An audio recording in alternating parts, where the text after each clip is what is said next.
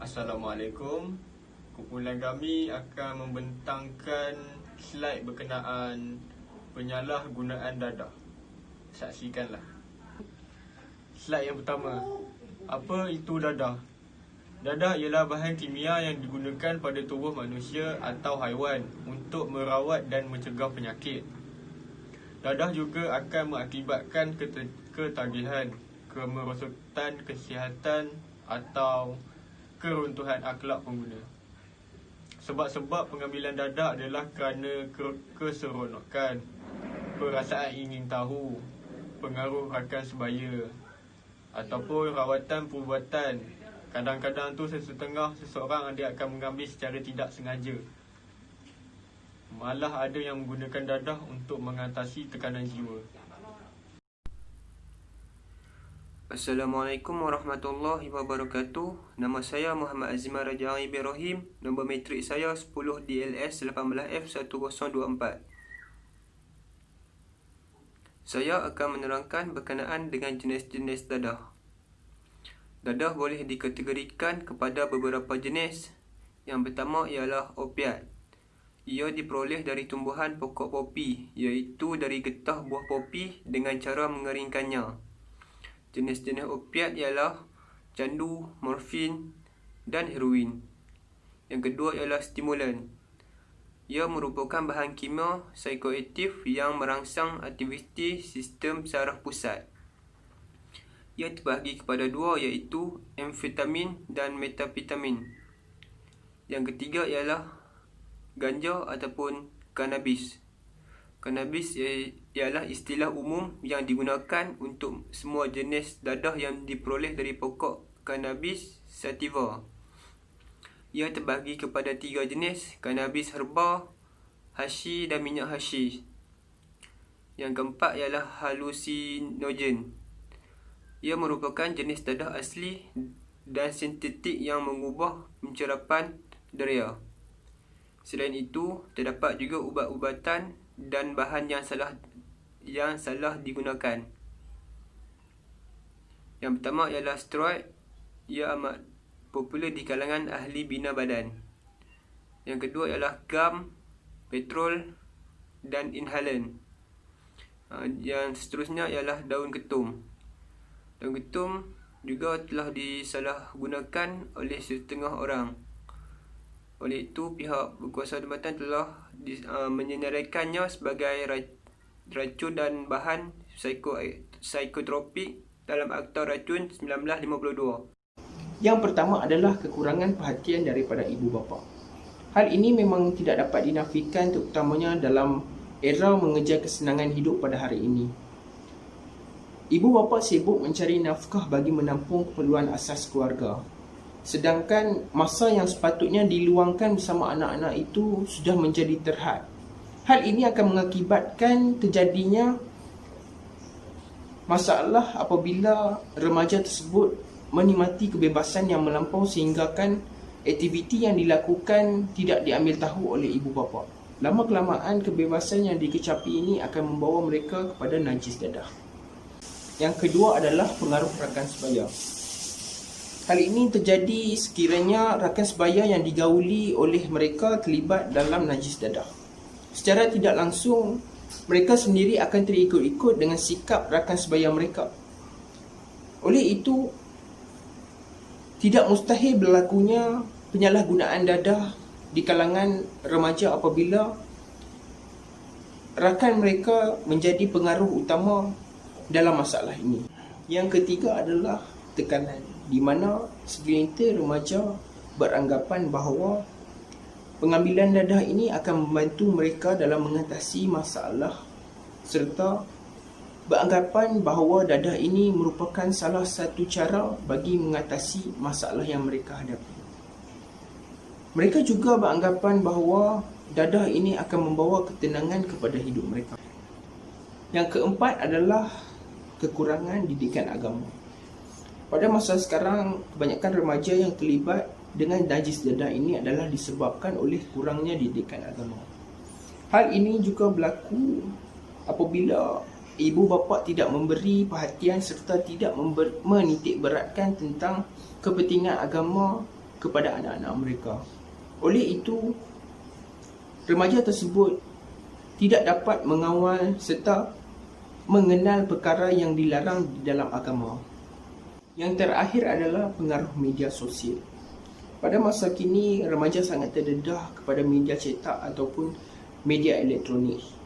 Sekiranya media sosial ini memaparkan unsur-unsur negatif serta unsur-unsur yang tidak patut dicontohi, jadi remaja akan mudah terikut serta secara tidak sedarnya ia akan membawa kepada keburukan pada masa yang akan datang.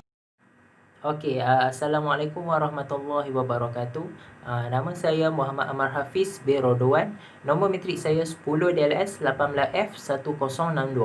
Okey, sekarang saya akan membentangkan slide yang seterusnya, iaitu berkenaan dengan kesan penyalahgunaan dadah. Kesan penyalahgunaan dadah ini terdiri daripada 4 kategori, iaitu yang pertama, kesan terhadap diri penagih itu sendiri, di mana diri penagih itu sendiri akan menjadi seorang yang tidak bertanggungjawab terhadap tanggungjawab yang perlu digalas olehnya, yang perlu dijalankan olehnya sepenuhnya. Sebagai contoh, kalau sebagai seorang suami yang jadi seorang penagih dadah, tidak akan menjalankan tanggungjawab sepenuhnya sebagai seorang suami, ya, kerana ianya sudah bawah pengaruhi dadah dan tidak dapat untuk menjalankan tanggungjawabnya sebagai seorang suami dalam mahu mencari nafkah untuk isteri dan anak-anaknya, dan tidak akan bekerja kerana hanya di bawah pengaruh dadah itu sendiri. Okey, yang seterusnya, penagih ini juga akan mengalami perubahan tingkah laku, di mana penagih itu sendiri dia akan menjadi seorang yang agresif dan akan bertindak kasar sekiranya dia tidak mendapat dadah yang diingini oleh itu, dan berlakulah seperti mengamuk dan juga memecahkan harta benda awam contohnya, kerana dia kekurangan duit dan juga tidak mampu untuk mendapatkan dadah daripada pembekal dadah itu sendiri. Okey, yang seterusnya, daya tahan bagi seorang penagih itu sendiri akan menjadi lemah kerana di bawah pengaruh dadah itu sendiri, hingga menyebabkan daya tahannya menjadi lemah dan mudah mendapat penyakit seperti AIDS dan sebagainya.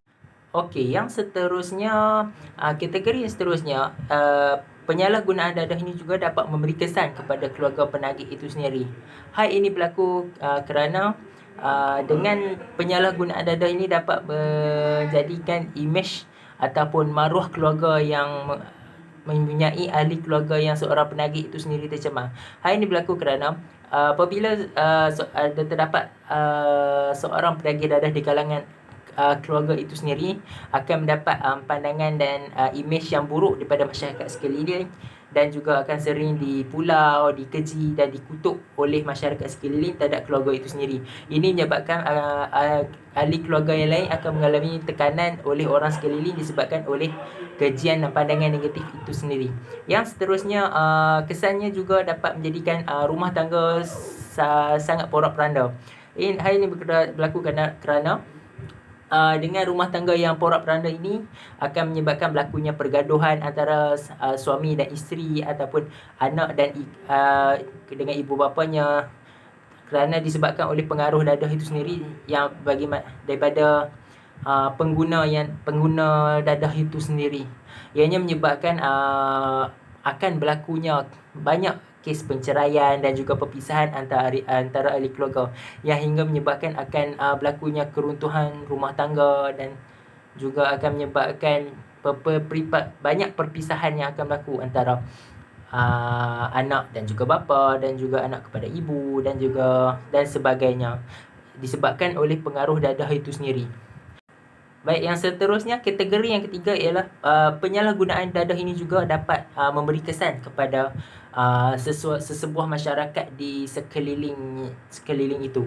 Hal ini berlaku kerana apabila berlakunya penyalahgunaan akan menyebabkan banyak kes jenayah berlaku.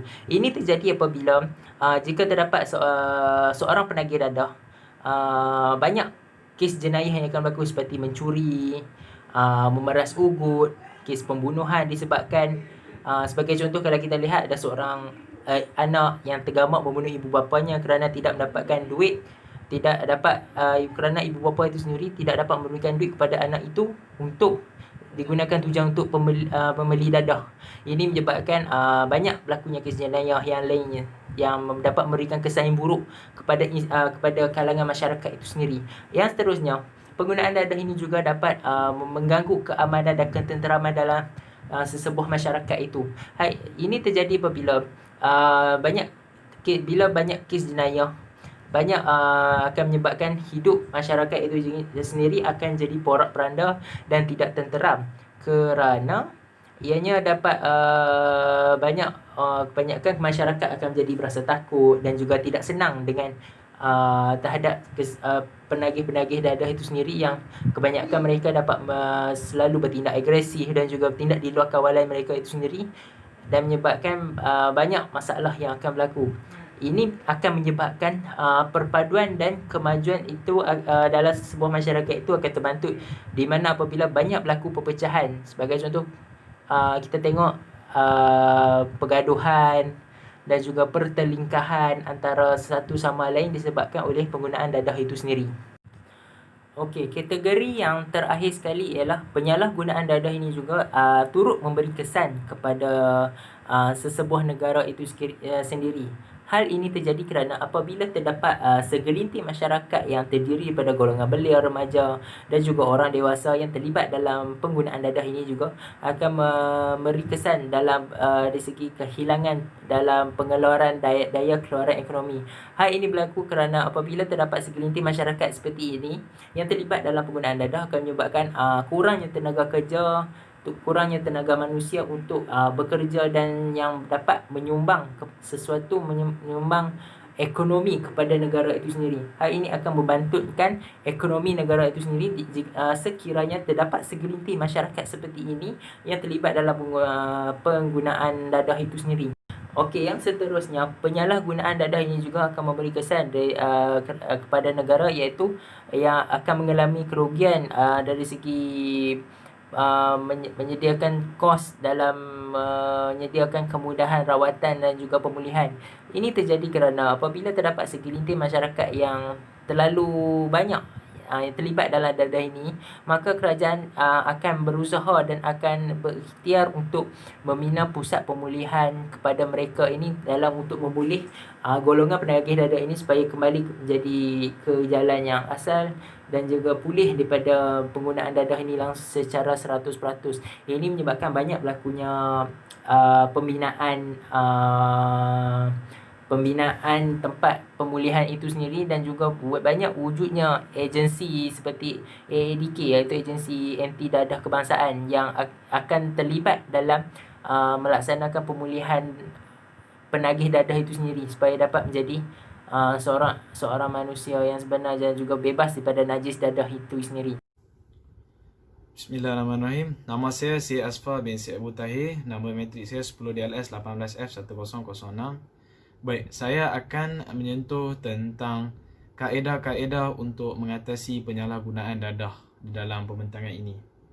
Baik, kaedah yang pertama adalah pihak kerajaan melaksanakan pendidikan yang berkonsepkan pencegahan penyalahgunaan dadah. Ini dikatakan supaya pihak kerajaan memulakan usaha untuk membanteras isu penyalahgunaan dadah dengan mengadakan pendidikan-pendidikan yang mengajar untuk mencegah penggunaan dadah. Ini dikatakan sebegini kerana pendidikan yang mengajar untuk mencegah itu lebih baik daripada merawat. Sama juga kepada dadah atau mana-mana penyakit. Lebih baik untuk mencegahnya daripada merawat. Maka dengan melaksanakan pendidikan ini, ia dapat membantu serba sedikit kepada golongan-golongan remaja di luar sana yang terlibat dengan masalah-masalah dadah ini. Baik, yang seterusnya adalah pihak kerajaan juga perlu mewujudkan kerjasama di antara mereka dengan orang awam. Ini dikatakan sebegini kerana untuk memudahkan proses membanteras isu penyalahgunaan dadah yang kini berleluasa di dalam kalangan golongan remaja. Ini juga boleh dijalankan dengan contoh seperti dalam pembentangan, iaitu pihak masyarakat dan pihak kerajaan saling memantau dan bertindak pantas dalam melaporkan kegiatan-kegiatan mencurigakan yang dilakukan oleh anak-anak mereka ataupun belia remaja di luar sana. Baik, yang seterusnya iaitu untuk menubuhkan pusat-pusat pemulihan. Okey, ini dikatakan sebegini kerana pihak kerajaan melakukan inisiatif dengan menubuhkan rumah-rumah pemulihan yang dapat memberi rawatan kepada penagih-penagih dadah ini supaya beransur pulih daripada ketagihan dadah mereka. Rumah ini juga dapat memulihkan pemikiran mental mereka supaya tidak lagi terlibat dengan masalah dadah. Kesimpulan, dadah membawa banyak kesan buruk terhadap pengguna. Berpunca daripada banyak faktor yang boleh mengakibatkan banyak masalah sosial berlaku. Semua pihak hendaklah berganding bahu dan mengatur strategi untuk mengatasi masalah ini yang juga dianggap sebagai musuh utama negara. Pihak-pihak yang bertanggungjawab adalah seperti pihak kerajaan. Ibu bapa juga memainkan peranan yang kuat dalam memberi bimbingan kepada anak-anak muda supaya menjauhi dadah. Kita haruslah memerangi dadah agar masyarakat kita tidak menjadi lebih lemah.